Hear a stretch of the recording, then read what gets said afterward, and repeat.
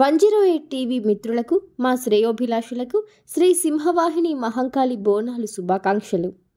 Welcome to 108 news Telugu. బులెటిన్లో ముందుగా headlines. Telangana నూతన గవర్నర్గా జిష్ణుదేవ వర్మ, రాష్ట్రపతి ద్రౌపది ముర్ము ఆదేశాలు జారీ. విద్యుత్ వినియోగదారులకు స్మార్ట్ మీటర్లు, శాసనసభలో CM Revanth Reddy clarity. Paris ఒలింపిక్స్లో బోని కొట్టిన చైనా, ఎయిర్ రైఫిల్ ఈవెంట్లో తొలి స్వర్ణ పథకం. అంచనాలకు మించి రెడ్డిస్ ల్యాబొరేటరీస్, త్రైమాసిక లాభం 1392 కోట్లు. కర్ణాటకలో విపక్షంగా బీజేపీ విఫలం, సొంత పార్టీపై మాజీ మంత్రి అరవింద్ ఫైర్. తెలంగాణ నూతన గవర్నర్గా జిష్ణుదేవ వర్మ నియమితులయ్యారు. తెలంగాణ సహా 9 రాష్ట్రాలకు గవర్నర్లను నియమిస్తూ రాష్ట్రపతి ద్రౌపది ముర్ము గత రాత్రి ఆదేశాలు జారీ చేశారు. ప్రస్తుతం జార్ఖండ్ గవర్నర్గా వ్యవహరిస్తూ తెలంగాణకు ఇన్ఛార్జిగా ఉన్న సిపి రాధాకృష్ణన్ను మహారాష్ట్రకు గవర్నర్గా పంపారు. జిష్ణుదేవ్ త్రిపుర బీజేపీ సీనియర్ నాయకుడు. 2018 ఎన్నికల్లో చారలం నియోజకవర్గం నుంచి విజయం సాధించిన ఆయన విప్లవ్ కుమార్ దేవ్, మాణిక్ సహా ప్రభుత్వాల్లో మంత్రిగాను పనిచేశారు. 2023 ఎన్నికల్లో అదే నియోజకవర్గం నుంచి పోటీ చేసి ఓటమి పాలయ్యారు. అధిష్టానానికి వీర విధేయుడైన జిష్ణుదేవ్ను ఇప్పుడు తెలంగాణ గవర్నర్గా నియమించారు.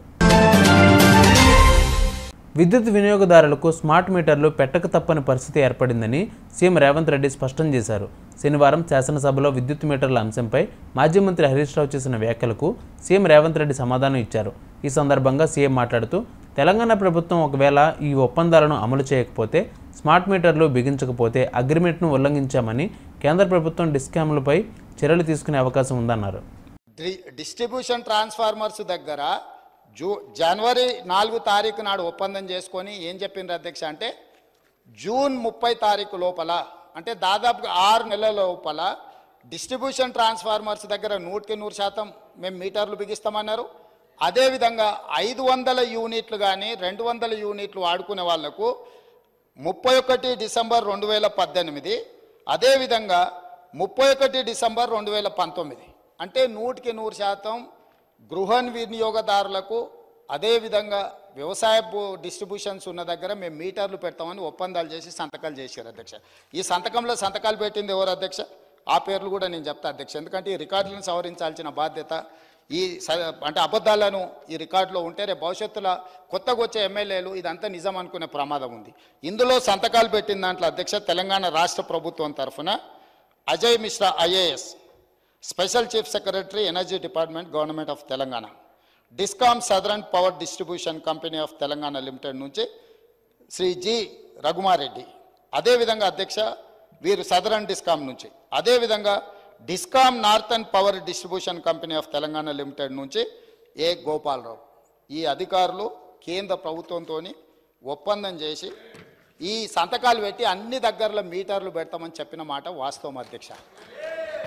ఈరోజు తమరి ద్వారా తెలంగాణ సమాజానికి నేను స్పష్టమైన వివరాలను తెలంగాణ సమాజానికి నేను చెప్పదలుచుకున్నాను. జనవరి 4, 2017 నాడు కేంద్ర ప్రభుత్వంతో నరేంద్ర మోడీ గారితో ఆనాటి తెలంగాణ రాష్ట్ర ముఖ్యమంత్రి కల్వకుంట్ల చంద్రశేఖరరావు గారు మేము డిస్ట్రిబ్యూషన్ ట్రాన్స్ఫార్మర్లకు 100% 6 నెలల లోపల మీటర్లు బిగిస్తామని, అదేవిధంగా ఇండ్ల గృహ వినియోగదారులకు కూడా 2018 డిసెంబర్ లోపల 500 యూనిట్లు వాడే వినియోగదారులకు, అదేవిధంగా 200 యూనిట్లు వాడే వాళ్లకు 31 డిసెంబర్ 2019 లోపల మీటర్లు బిగిస్తామని నరేంద్ర మోడీ గారితో ఒప్పందం చేసుకున్న మాట వాస్తవము.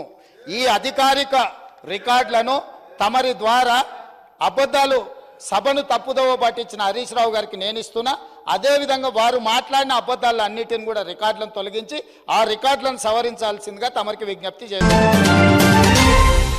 పారిస్ ఒలింపిక్స్ పోటీల తొలి రోజైన శనివారం జరిగిన 10 మీటర్ల air rifle mixed team event ద్వారా చైనా మొదటి స్వర్ణాన్ని ముద్దాడించింది.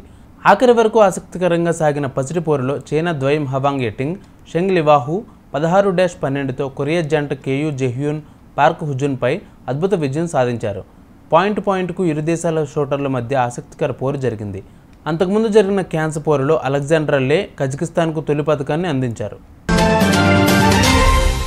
రాష్ట్రానికి చెందిన ప్రముఖ ఫార్మా సంస్థ డాక్టర్ రెడ్డిస్ ల్యాబొరేటరీస్ అంచనాలకు మించి రాణించింది.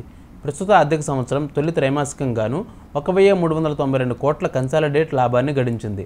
అంతక్రితం ఏడాది ఇదే త్రైమాసికంలో నమోదైన 1,403 కోట్ల లాభంతో పోలిస్తే 1% తగ్గినట్లు పేర్కొంది. సమీక్ష కాలంలో కంపెనీ 7,673 కోట్ల ఆదాయాన్ని ఆర్జించింది. 2023-24 ఆర్థిక సంవత్సరం ఇదే త్రైమాసికంలో వచ్చిన 6,738 కోట్ల కంటే ఇది 14% అధికం.